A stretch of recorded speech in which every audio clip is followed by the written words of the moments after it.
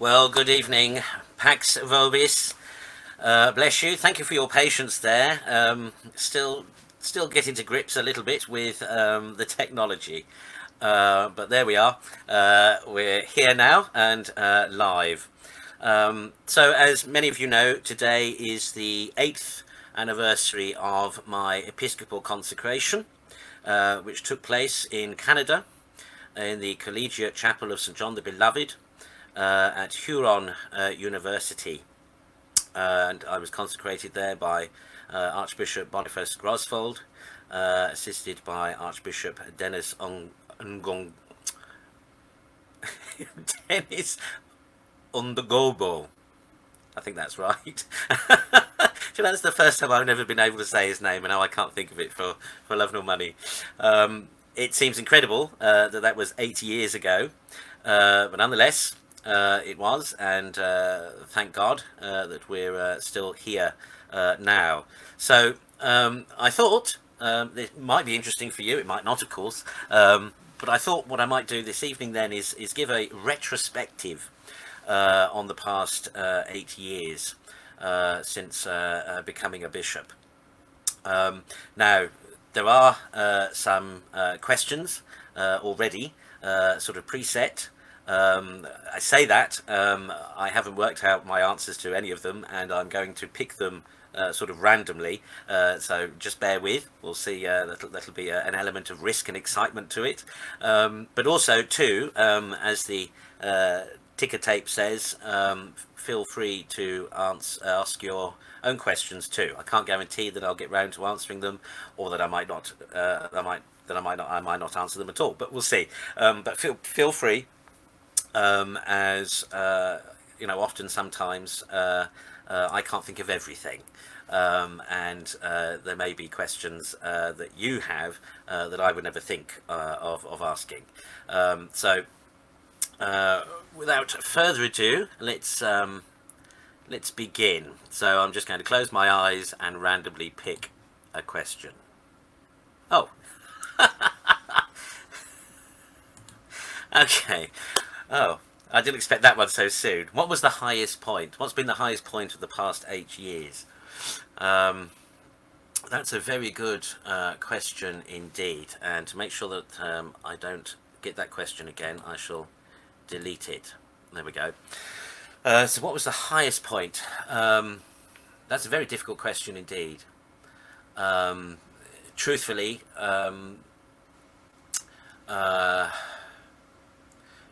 I would have to say that there's been more than one highest point, and that's not just being diplomatic, but being truthful. There have been so many events, so many situations that have been really quite incredible. I I would suppose that the highest points perhaps would have to include being able to celebrate the Divine Liturgy with all the or most of the requisite pomp and circumstance necessary. So that's happened for priestly ordinations, that's happened for a couple of episcopal consecrations, where it has been nice, as it were, to be able to celebrate the ceremonies approaching something of their full splendour. Highlights of that would have to be the ordination of priests and subsequently the episcopal consecration of Bishop Kelly in Chicago. On both those occasions we had a superb schola, superb choir who sang beautifully. It was a joy to be able to sing the solemn liturgy. As you know, that most of my masses are generally low mass with hymns, so it was a real joy to be able to sing the preface, sing the collects, etc. The setting, of course, was beautiful in the Church of the Atonement there in Chicago. Those were definitely highlights. But also, two significant highlights would have to include the recent apostolic visitation to the Philippines, where it was an absolute joy to spend so much time with faithful Christians, faithful Catholic Old Roman Christians, who really were living the gospel. Um, you know, I don't. I find tend to find treat people as I find them, and although there are all sorts of socio and economic and demographic comparisons one could make between the standard of living and the cost of living between the Philippines and here, none of that really was what made the most impact on me, but really was finding a community of faith, who were each and every one of them truly committed and dedicated to the gospel, dedicated to living the Christian life and manifesting it in all sorts of ways. I've not told them this, but my clerical colleagues in the Philippines impressed me greatly, particularly with their personal conviction.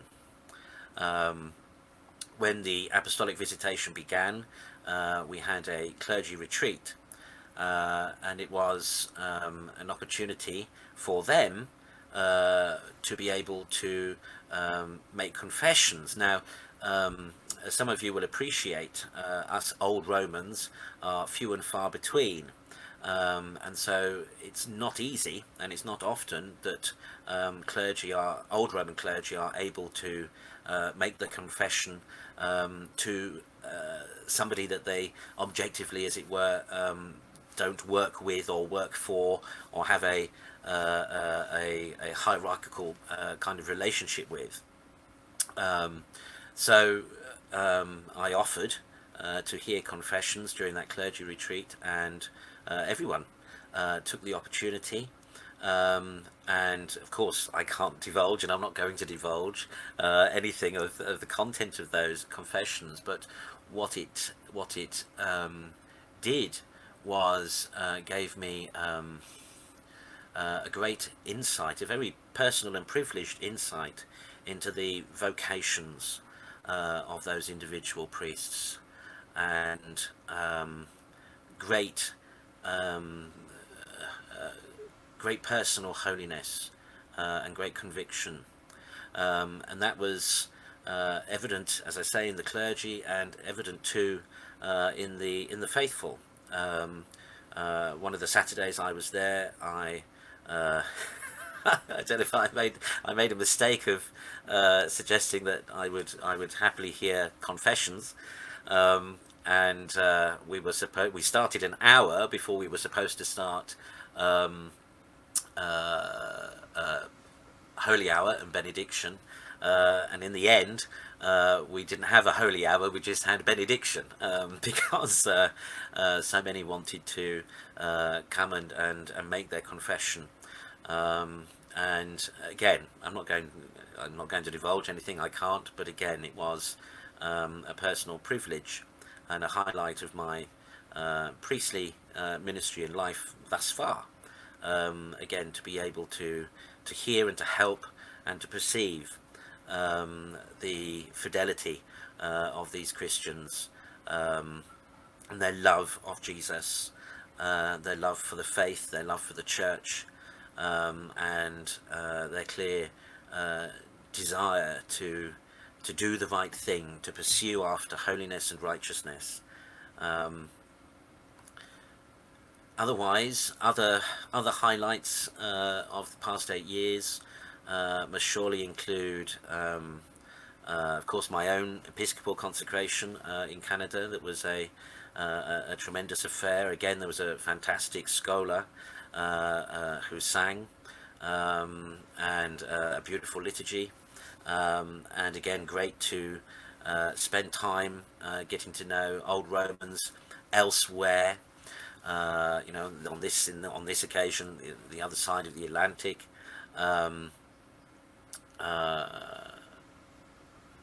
and of course my induction and installation here as Archbishop in Brighton, and being able to share that with so many friends, so many ecumenical friends who very graciously came and took part, and a joy on that occasion. This was within the octave of Pentecost that year, but a joy on that occasion to have my half-sister, who I'd only recently met, a joy to have Maureen join us and be with us on that occasion too. And also what was lovely was that some of the people that we helped with the hub homeless drop-in also came and participated and actually helped with the catering for that event as well. So that was a very great and beautiful occasion, and the memory of which I will treasure for a long time. So there have been several highlights. I can think too of some personal highlights that I won't share right now, but that had particular significance for me. And on all of these occasions, what was wonderful was the affirmation, as it were, of my own priesthood, the affirmation of my own episcopate, and the opportunity to experience the fullness of those aspects to my life and vocation and ministry that those events afforded. All of them very humbling occasions. I know people often think that the gorgeous vestments and the high hats, the mitres, and being put on a throne, stuck on a chair at the front, is all very grand, but it is also too very humiliating. There's no other word to describe it. It's a very humbling experience, in part, as some of you know, because as the bishop you have no control over how, for example, people take on and off or put on and off your mitre. So sometimes you sit there thinking that doesn't feel quite comfortable, but I can't do anything about it. I hope I look all right. And the occasions, on those grand occasions, when all the serving and everything is done properly, and so all the ritual kissing and all that kind of thing with the hands and stuff like that, it's all very humbling, actually. You don't feel, the last thing you feel is any sense of egotistical pride. I can say that with genuine sincerity. All those occasions have been very humbling occasions indeed, and one is only aware really of the great ministry and the fullness of the priesthood that one is enjoined to when one is pontificating in the literal and proper sense. Yeah. Okay.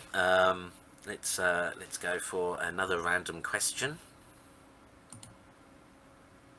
Oh, the other extreme. The other extreme. Okay, so what keeps me awake at night? A very great deal. As any of you who know me personally and know me well will know that I'm a bit of an insomniac. I rarely go to bed before 2 a.m. And I have to say that my most productive hours probably in the of a day are those last hours of my day. So really from sort of 10 or 11 p.m. Until about 2:30 a.m. My mind is in some ways at its most high productive.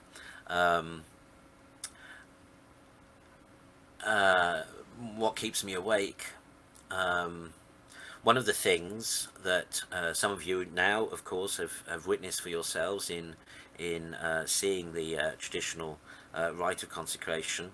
One of the things that I always feel has never really left me, and I've had massages and I've had physiotherapy, and it never goes away, and and I don't mean this piously either, but the weight of the book of the Gospels during the rite of episcopal consecration.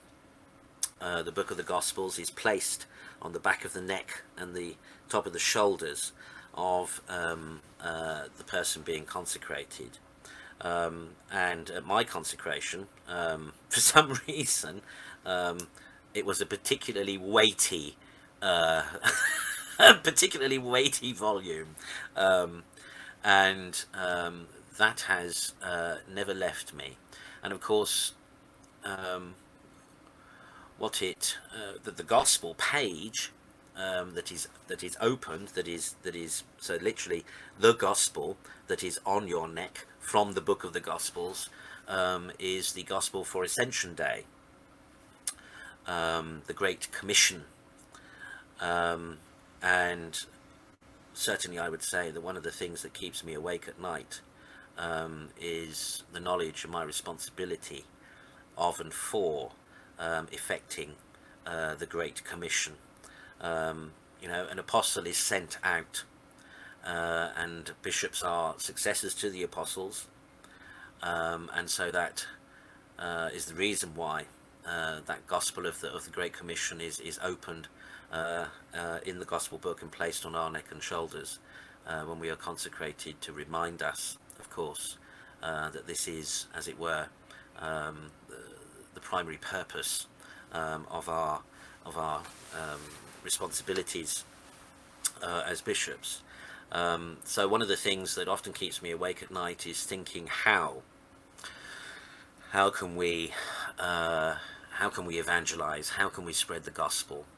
How can I assist our various old Roman clergy, our old Roman parishes and missions around the world, to proclaim the gospel? How can I enable them to be effective disciples? How can I provide them with the tools, with the resources, the materials necessary to be effective missionaries? How can I equip them? How can I educate them? How can I train them? How can I form them? And that, brothers and sisters, is largely why these 6 o'clock broadcasts, and as you know, other broadcasts prior to lockdown, the weekly catechisms on Saturday mornings previously, and the Wednesday night lectures, all of these I see as a necessary way for me to fulfill my responsibility and that great onus upon me to be an effective apostle, and to help and to assist and enable others and to facilitate others to be effective ambassadors of Christ in our world. The other thing that keeps me awake at night is the great responsibility that comes with being a pastor, comes with being a shepherd, particularly that comes with being a chief shepherd. And I don't say that that's what a bishop that's what a bishop is, and the burden of responsibility, particularly for those who are immediately entrusted to my pastoral care within the parish and mission here in Brighton, and also two of the clergy, and particularly those who are my sons, as it were, my spiritual sons. St. Paul referred and thought of Timothy as his spiritual son. And likewise, then it is usual for ordaining bishops to regard those that they've laid hands upon to be spiritual sons. And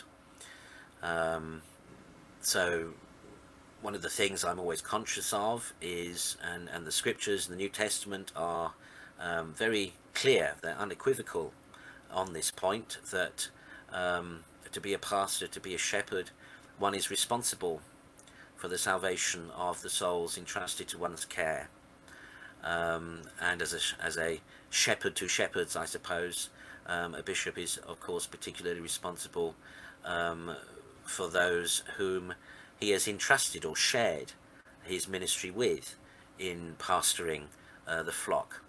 And so the cares and the concerns and the behaviours of my spiritual sons are as concerned to me as those other souls entrusted to my care amongst the laity. And particularly, I'm conscious of the fact that I will have to give an account on Judgment Day, as all pastors will. I will have to give an account for those who came my way, as it were, and who I, in turn, ordained and entrusted the Great Commission to. So, of course, clergy move around, they move about, and so some who I have ordained are no longer directly under my remit, I suppose you might say, but that doesn't mean to say that I don't have a care and concern for what they get up to, for what they for how they exercise the priesthood and the sacred orders that I gave them.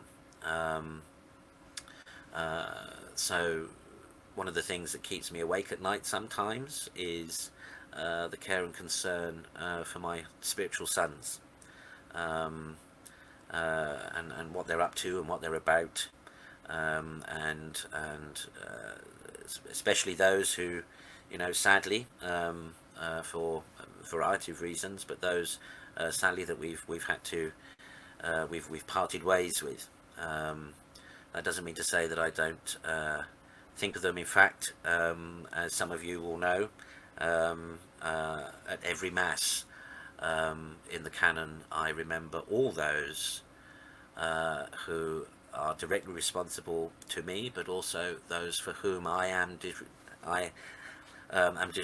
directly responsible for in the sacred ministry. Everyone I have laid hands on is remembered by me at every Mass, irrespective of irrespective of our of the circumstances of our current relationship. Every single one of them is prayed for by me, because I am conscious of the fact that I will be called to account when that dread Judgment Day comes, which can sometimes keep me awake at night. And of your charity, please pray for me, and indeed pray for them too. Right, let's have another question. I deleted that one, so I can't get it back. So I'm just going to randomly look away, and what comes up?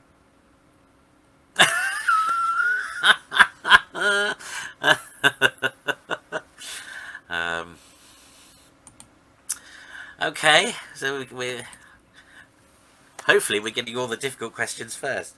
So what was the lowest point? I'm not sure that there has been a sort of one lowest point. There have been several disappointments. There have been several low points, and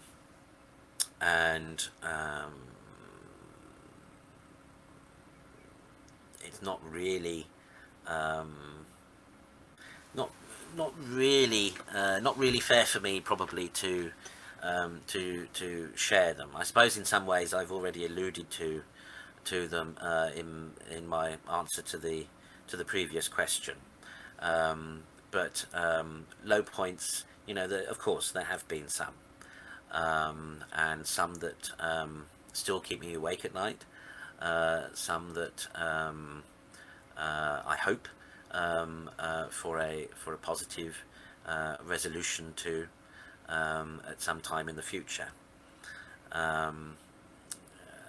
I think again that most of you who know me personally know that I'm quite an affable and amiable person until you cross me, and even then it takes an awful lot for me to really sort of lose it, or rather it takes an awful lot for me to, as it were, cut somebody loose. But sometimes it's necessary. Our Lord himself speaks about it in the Gospels. Sometimes you have to let the dead bury the dead. Sometimes you have to cut off the withered and dead branch. Sometimes there is just no point kicking against the goad. I'm sure you're all familiar with those scriptural references. But so the lowest points have, I suppose, been on the personal level, have been those times that have affected me or others personally. Otherwise, certainly there have been disappointments when we were operating Cherub's Kitchen. Indeed, that's a disappointment to me that we had to stop Cherub's Kitchen. I had hoped, at least temporarily, and we still might yet, of course, God willing. Who knows? The opportunity might come again to do something with that again. But of course, there were disappointments during that. Again, mostly to do with personalities and relationships. One would spend a lot of time, months literally, with some apprentices, but at the end of the, for all sorts of reasons, it would turn out to be well, they wouldn't graduate. They wouldn't pass.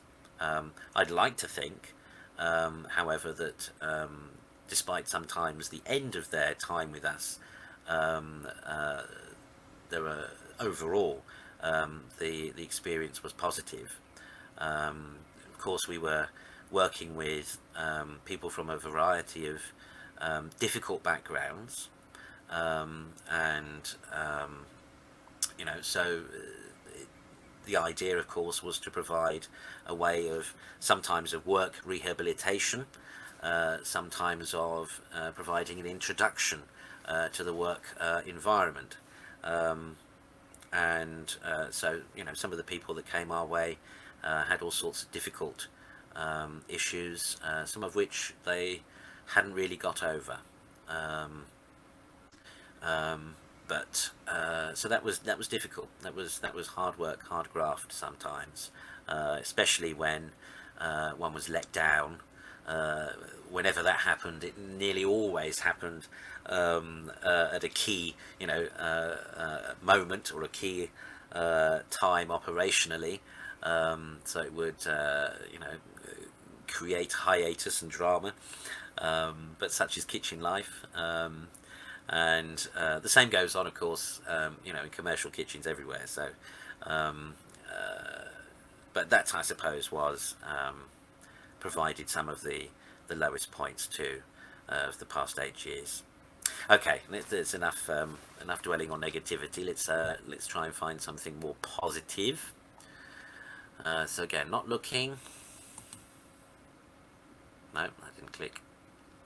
Not looking.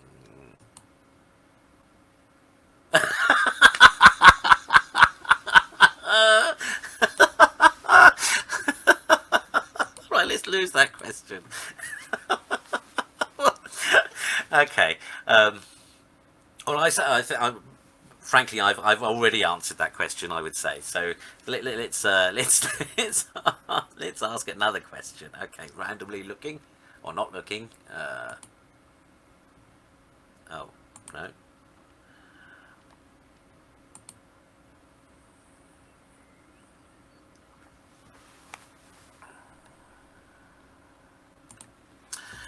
Okay, that's a good question. What sustains you? Um, ultimately, ultimately my faith. Ultimately my faith. As many of you know, um, the the most important part of my day, and the thing that really sustains me, and that if I don't have it, um, really puts a downer on the whole day. The whole day is just not, um, it's just not the same, uh, but essentially the Mass, um, uh, offering the holy sacrifice of the Mass every day, um, because it's the purpose and fulfillment, ultimately, of my vocation as a priest, and a bishop is still a priest. You know, the bishop is a high priest. He is has the fullness of the priesthood. Um, but throughout my priestly ministry, the thing that has always sustained me has been daily mass. Daily mass. And I think anyone who knows me, all those who I've ordained, all those who I've worked with, all those I have formed, all know the importance and the centrality of the Mass and of the Eucharist to my life personally. A day when I haven't said Mass is not a day at all, and it's a very rare occasion. I invariably check that wherever I'm going to, as it were, my my rider, um, it always contains. I always make sure that I'm able to say Mass daily, wherever I go, wherever I am, and that, you know, not that I quote him very often, but as John Paul II said, the Eucharist is the source and summit of the Christian life, and he was absolutely spot on with that. The Eucharist is everything, and forgive me for saying so, but I thank God that I am a priest, and during this lockdown that I've been able to receive the Eucharist every day. But believe you me, that's not a privilege that I take for granted. Just the ability to be able to say Mass every day, but also to be able to provide the opportunity for many of you to make an act of spiritual communion. And as I said, I think last week, whenever I receive the Eucharist, certainly at the present time, I am conscious of intending to receive the Eucharist on behalf of all those who are watching the Mass. As you know, yesterday I spoke about spiritual communion, something that I think is seriously seriously underrated by a vast majority of people. And while I concede, of course, that spiritual communion is not the same as receiving the Eucharist, nonetheless, it can be as good as. But of course, I reflected on that yesterday. If you haven't seen that, I recommend that to you, because so many have commented positively about last night's conference on spiritual communion. So please feel free to look at that. but to the Eucharist and communion. Communion with God sustains me throughout all the disappointments, both those that I alluded to and those that I said nothing about in the previous questions. The Mass, being able to take my concerns, to take my fears, to take my anxieties, to take my disappointments, to take them to the cross and hand them over to Jesus every day at the altar. That has sustained me through all sorts of trials and tribulations. The prayer of the Church also sustains me. As some of you again know, part of the reason why I'm up so late is because I tend to anticipate the day's offices, because as many of you who are in active ministry will know, it's difficult sometimes during a day to find the requisite time to say the hours. So sometimes it's necessary, if I know that I have a particularly full schedule the next day, then I often anticipate the offices. And again, being an insomniac, it helps me to pass the time. But the prayer of the Church too sustains me. One of the key things about the liturgy, to be honest, that sustains me is the knowledge that it has sustained so many Christians and saints throughout the centuries. The fact that I am saying the same prayers, that I am praying and reciting the same psalms and hymns that saints, literally, of previous generations have said and prayed, is a great source of comfort and a great source of encouragement, of inspiration, and indeed of motivation, and that sustains me. So the liturgy, I suppose, to sum it all up, the liturgy of the Church, the divine liturgy of the Mass particularly, and the liturgy of the hours, of the prayers of the prayer of the Church, really does sustain me.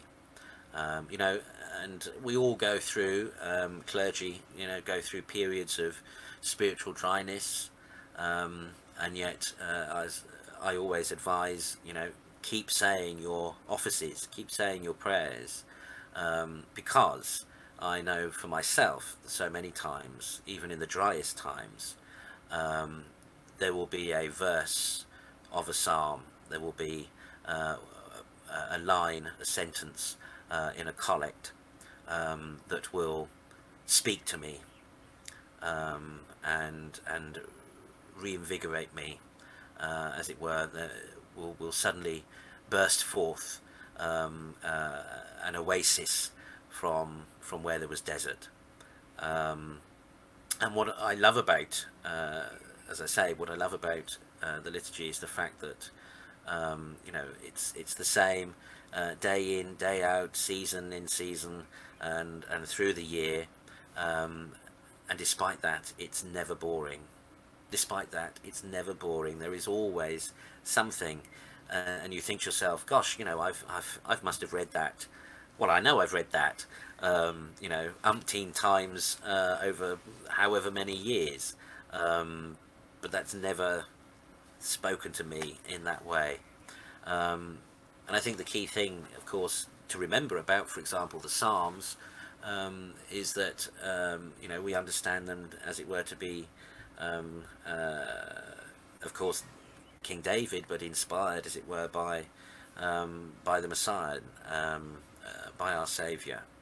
And of course, when Jesus was on the earth, he prayed and read the same Psalms. As a good Jew, he knew the Psalms, and of course, being the Word of God that inspired the Psalms, he knew the Psalms, but he prayed the Psalms, and such that he even quotes from the Psalms in the throes of his passion, in his death upon the cross. that from Psalm 122, my God, why hast thou forsaken me? So the knowledge that Jesus knew and prayed through the Psalms and with the Psalms and in the Psalms is also a great source of sustenance, especially in those occasional dry seasons that we all experience. So the liturgy sustains me. Okay, let's try for another question. So again, just make sure I'm hovering the mouse in the right area. There we go. Okay, and what comes up next?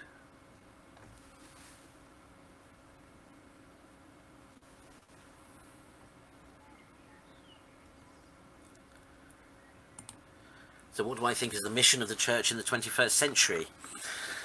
Well, of course, the mission in the 21st century of the Church is the same mission that the Church has always had in every century, since the Great Commission, since our Lord's ascension, to proclaim the gospel and to live the gospel, to proclaim the gospel by living the gospel, because that really is what makes the difference between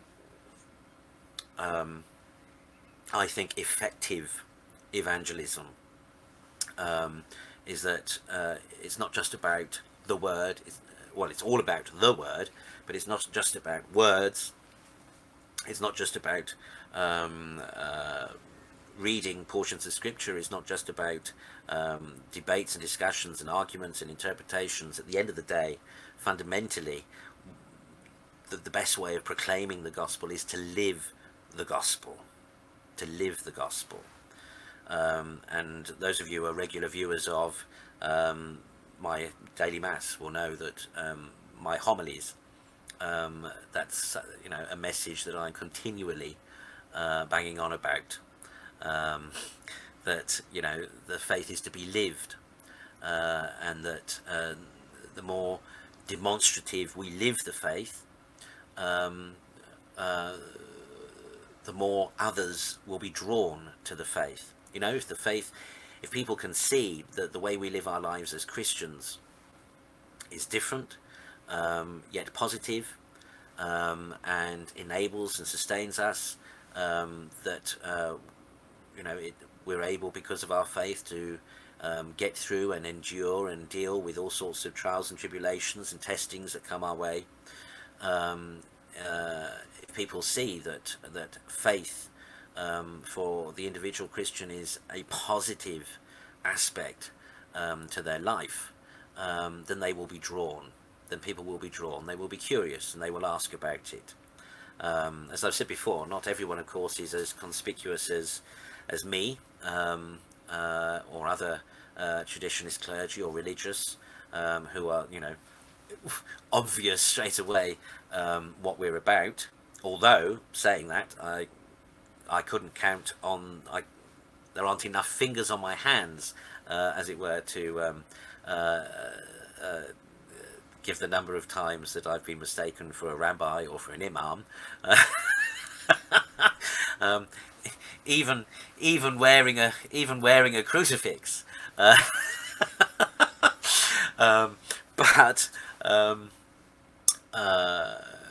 at the end of the day, real witness has to be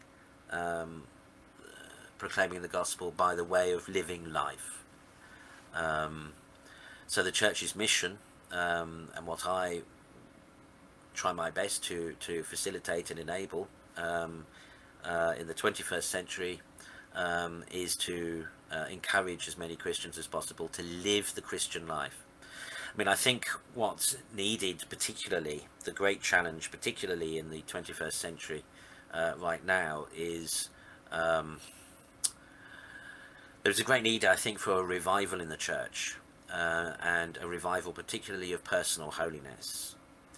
There are, I would say, the vast majority of Christians today, of all stripes, are living lives that are not immediately distinct from those of non-believers, or even from those of adherents to other faiths.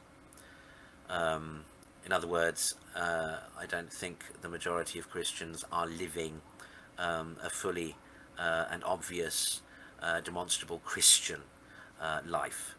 And part of that is because of, there's been huge sweeping changes in moral mores of our society in recent years, and that has led to a degradation. I don't care what anyone says, but it has led to a degradation of morality in our society, a difference in concepts and principles and appreciations of what is respectful and what is not, of what is acceptable and what is not. On the one hand, there are some positives, of course. I mean, thank God that racism and other forms of discrimination are being addressed in our present time. I'm all for that. I'm an executive committee member of the Racial Harassment Forum here in Brighton and Hove, and a lot of my work in the city is around faith and race hate, tackling and addressing faith and race hate. So there is some contemporary notions of social ideology that are good, that are positive, but there is much, of course, too, that is not, and certainly when it comes to the realm of intimacy. One of the great lies that people like to say against the church is that we're obsessed with sex. That's the last thing we're obsessed with, but certainly the world is. And if you ever stop to really think about it, it's quite shocking the level to which our world and the contemporary zeitgeist is consumed by lust, is consumed by the objectifying of the other for sex, whether real or virtual. But the sexualization of children, the sexualization of sex has always been a selling point in commercials and in marketing and everything, so on and so forth. All of it, of course, mostly is superficial, and that's the problem, is that it's reduced something that should be special, something that should be intimate, something that can be sanctified, and in its sanctification cooperate with God's will in a beautiful way, is now used so awfully. So there's much there, I think, in terms of personal holiness that the church could work on and needs to work on in the 21st century within itself, let alone outside, within the attitudes of Christians themselves, getting back to basics, as it were, to scriptural moral principles, and that itself could create or make a huge impact on the world around us. If more people were respectful of others, if more people regarded each other first, as Christians ought to regard others as children of God, to see them as children of God first and foremost, and not think with other parts of their body, as it were, that itself, if that caught on, as it were, could make a significant difference in the way that people regard each other, the way that people treat each other, and the way that people think of others. If we could just return to that basic understanding of regarding the other first and foremost as a child of God. that could make a huge difference. Okay, let's take another question. So again, not looking, or did I delete that question? I think I did, yeah.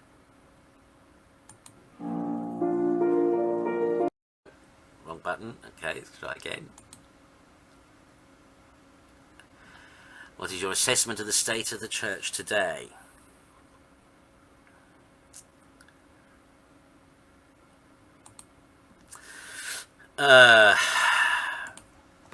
Well, I think I've just given it, really. I've just given my, as it were, my answer to that question. As many of you will know from my preaching, my particular assessment and appreciation of the church today is that it is in a pretty poor state. In a pretty poor state. There is so much, aside from what I was talking about just now, but there is so much ignorance within the church. There is so much ignorance of those who call themselves Christians and who don't understand what Christianity really is, or are ignorant or willfully ignorant of it. It shocks and appalls me sometimes, the attitudes that I hear and see of other Christians about all sorts of things. It appalls me the relativist, modernist, subjectivist way that so many Christians appreciate the scriptures. The progressivism in the church has done so much damage to the church. The statistics don't lie. I mean, I used to work years ago in the civil service in statistical analysis, so I know about stats. And yes, I know that you can always present them in a certain way, but there is no denying that in the last 60 years, particularly, there has been a significant decline in the number of confessing Christians globally, and that decline has gone hand in hand with progressivist attitudes, modernist attitudes that have watered down the faith, that have watered down the gospel, that have twisted, obscured, obfuscated the clear word of God and the collective wisdom and teaching of the church for 2,000 years. So many are ignorant of.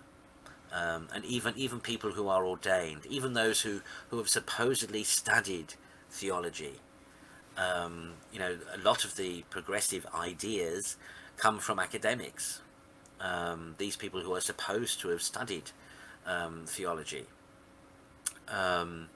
and that's one of the reasons why I hold fast to tradition, why I strive to ensure that my own preaching and my own teaching is consistent with the tradition of the church, with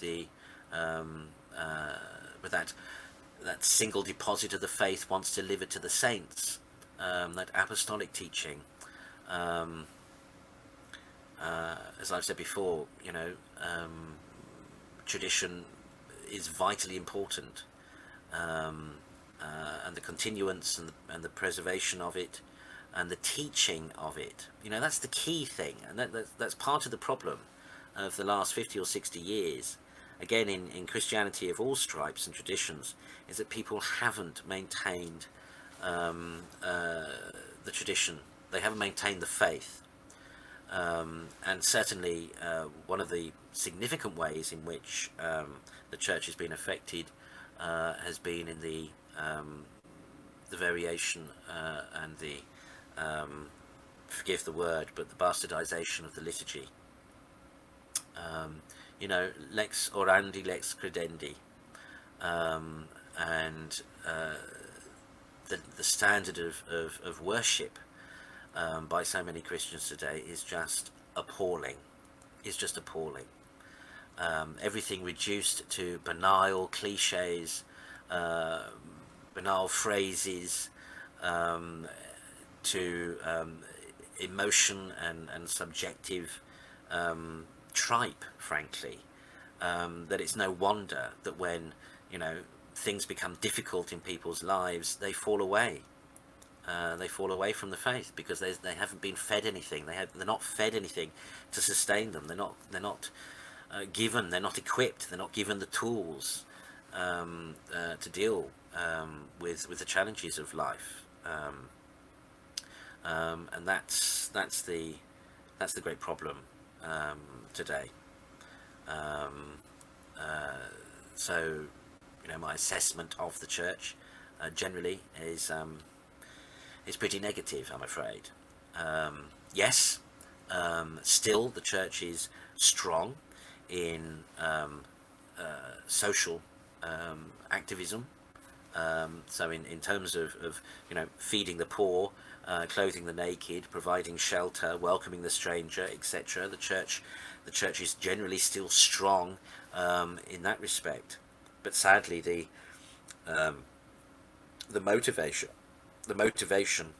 and the compunction to do it is skewed by a misunderstanding or even ignorance of the summary of the law, the great commandments. You know, love the Lord your God with all your heart, with all your soul, with all your mind, with all your strength. And secondly, love your neighbour. So many Christians today focus on love of neighbour and forget love of God. And that's what we see in the NAF liturgies and worship and teaching that is so prevalent in the church today. Because, you know, the worship of Almighty God, which is our first duty as Christians, that's how we manifest our love for God, and particularly, of course, in the Mass, uniting ourselves to the ultimate offering of sacrificial love in adoration and worship of God, which is Christ upon the cross. You know, when you take away that, or if you seriously weaken that aspect, then the result is what's happened in the church today.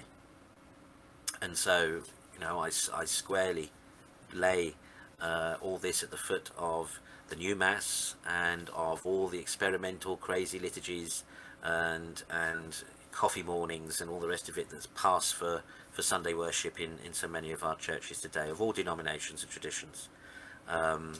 It's you know, God is not loved by all Christians sufficiently enough, frankly. That's, I know, quite a hard line, but that is my appreciation, that is my take. Okay, let's go for one more question. Now, I know that we're a little over time. I'm assuming you don't mind. If you're happy to indulge me, I'm happy to indulge you. If you want to let me know, perhaps by using the emoticons. If you're all happy for this to carry on for a little while longer, then just press the heart or the like button. Do a lot so that I can see them. If you just do one, I may not see it. If you do several, then I may see them. Preferably more than just one person doing it as well.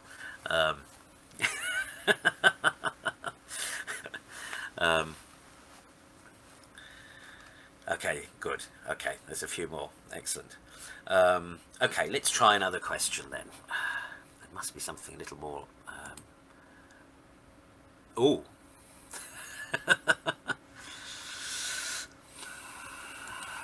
What does being a bishop mean to me?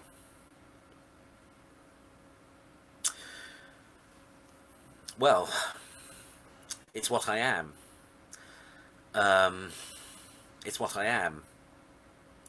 So it's So it's everything, and by which I mean not the big hat and the stick, not the vestments, not the ring, not the bling, not the deference. Being a bishop is what I am. It's not what I asked to be, contrary to popular belief. But those of you who know me very well and knew me at the time know that I certainly prayed. I had my own Gethsemane moment, as it were, and asked for this cup to pass me by, but it wasn't to be. And of course, obviously I had to acquiesce. I had to say yes. I wasn't I wasn't forcibly coerced, but it's not something that I took on lightly at all, and certainly was not something that I was seeking. And yet, in the end, it came about. So now it's my life, and irrespective of whether I'd want it to be or not. As I referred to earlier, the burden of responsibility that comes with being a bishop, that is mine now always. There's no such thing as really as retiring.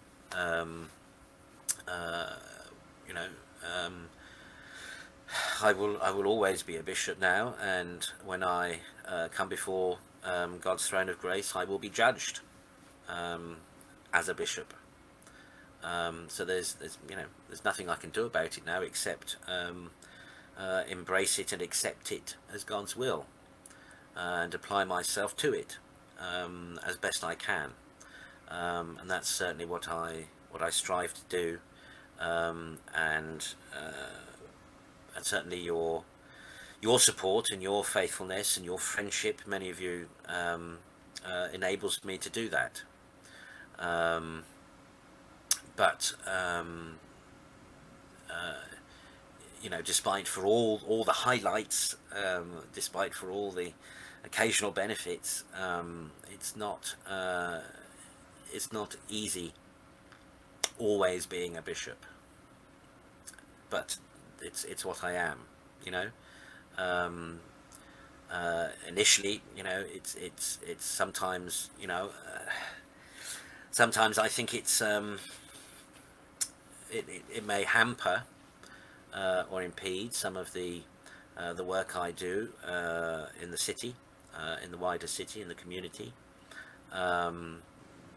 It's something sometimes I'll admit that I'm not embarrassed by it, but I'm conscious sometimes that how can I put it?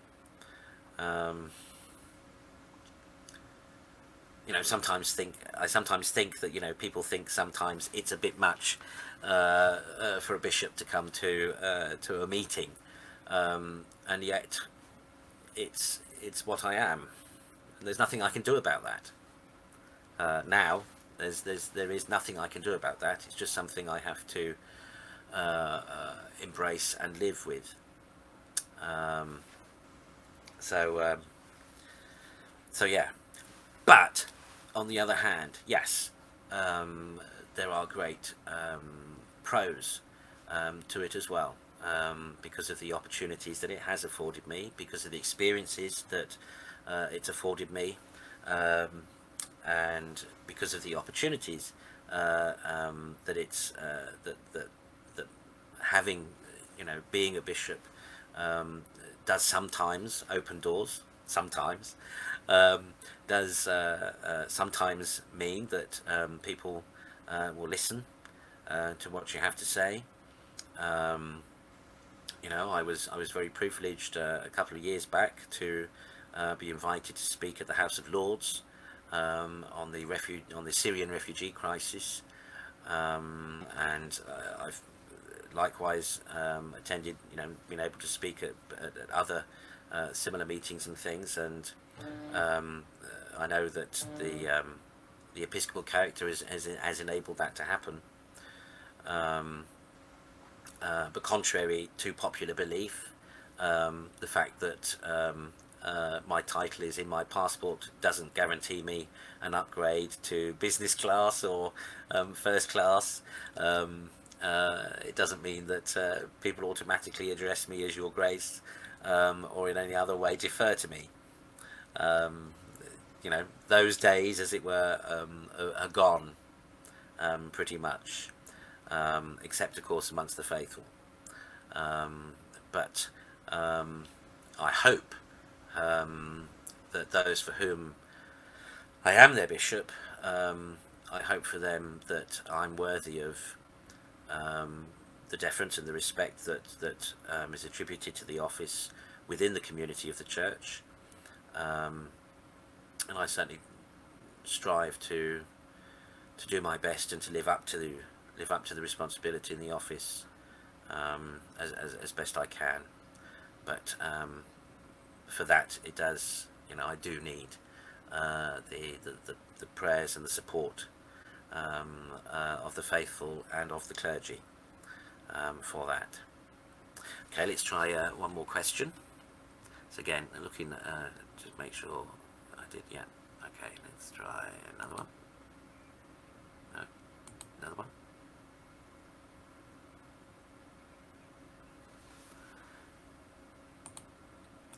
Okay, well, again, I've already really answered that question. Let me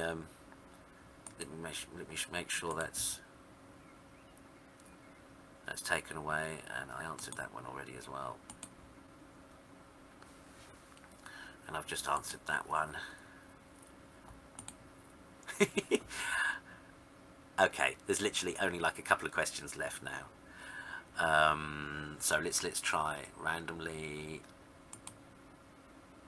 Oh, I've answered that one. Sorry, I've answered that one. Okay, which of these? Ah. What are my hopes for the future? What are my hopes for the future?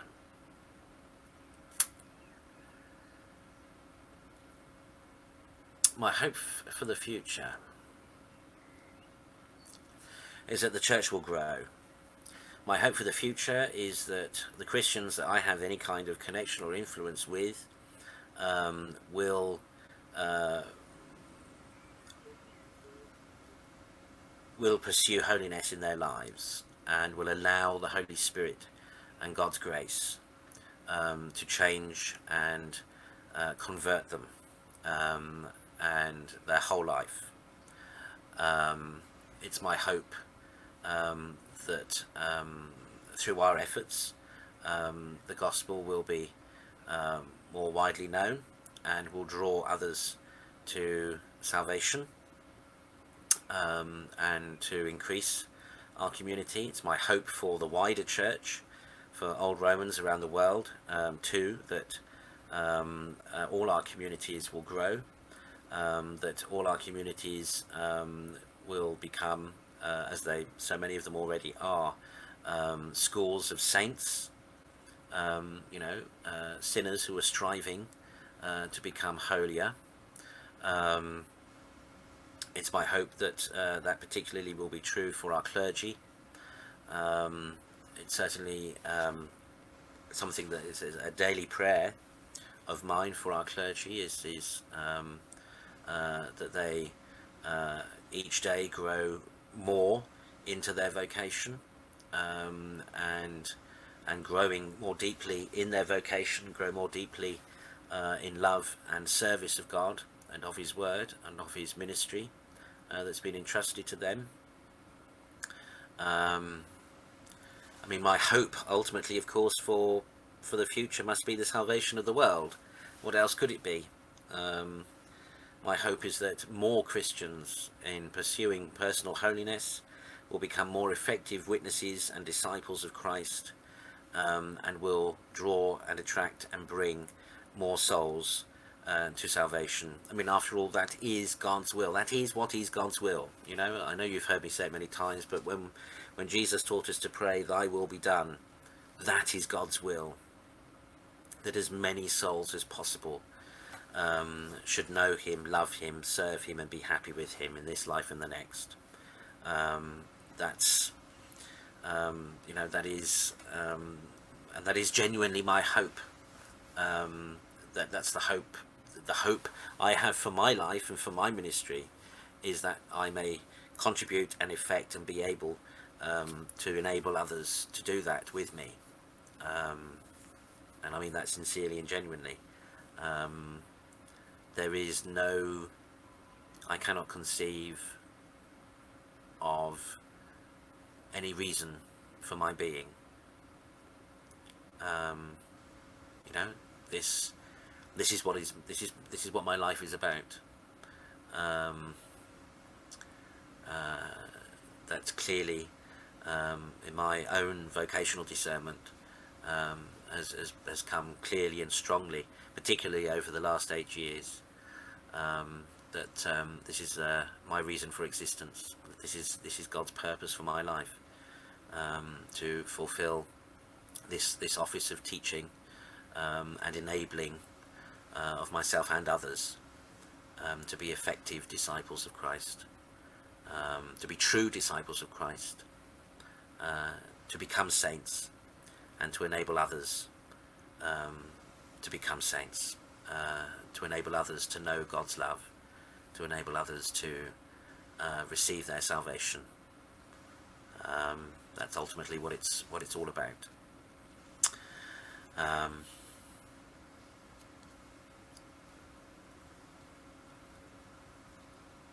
I think if it's all right with you, we might leave things there, because we've gone a long way over usual time. I hope, as I always do, I hope that was interesting. Quite a few of you have stayed to watch, so I hope you have found that interesting. I hope that from your perspective, many of you, I hope that agrees. You know, I hope my retrospective agrees with your perspective of the last 8 years of my episcopal ministry. You know, it's an interesting thing. You know, some people are a bit wary of giving feedback to bishops, and quite frankly, I'd welcome some. It can be lonely here at the top, as they say, and you know, certainly I've given my retrospective. I've given, as it were, my perspective and my perception of my ministry as a contemporary apostle. But how effective I've been, or how effective I am, or whatever, you know, I can't be the sole judge of that. So you know, please do feel free to let me know,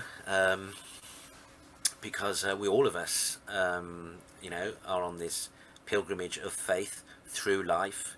We all of us are discerning. We all of us are growing. We all of us are developing in our knowledge and our relationship with God, and through God with each other, and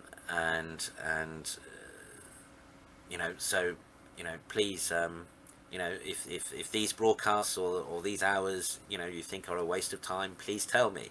You know, if they make a difference to you, then please tell me, and please don't shy away from telling me why, because if I can do more of something that's positive and helpful, then I will.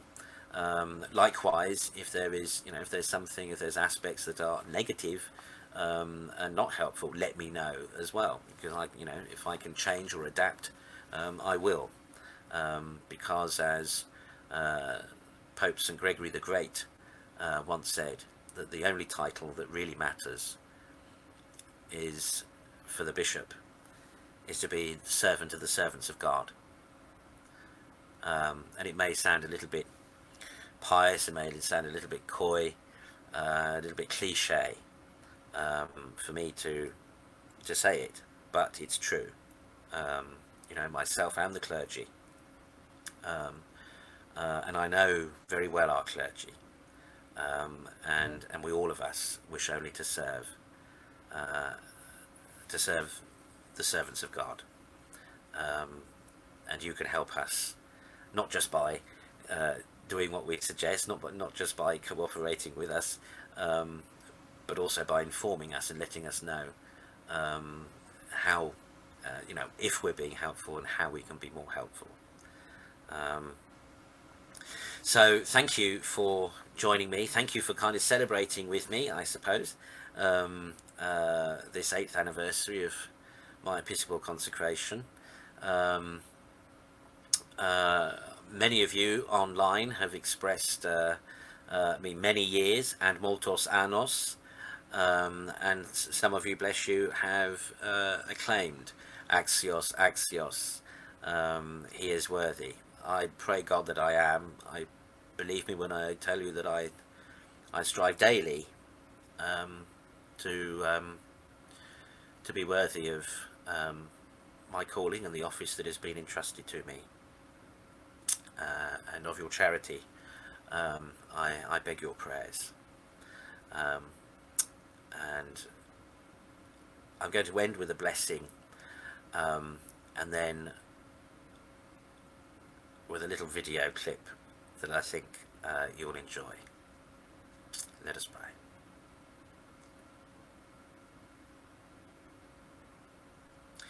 In nomine Patris et Filii et Spiritus Sancti. Amen. Sit nomen Domini benedictum, ex hoc nunc et usque in saecula, auditorium nostrum in nomine Domini, qui feci caelum et terram. Benedictio Dei omnipotentis, Patris et Filii et Spiritus Sancti, descendet super vos et mani et semper. Amen.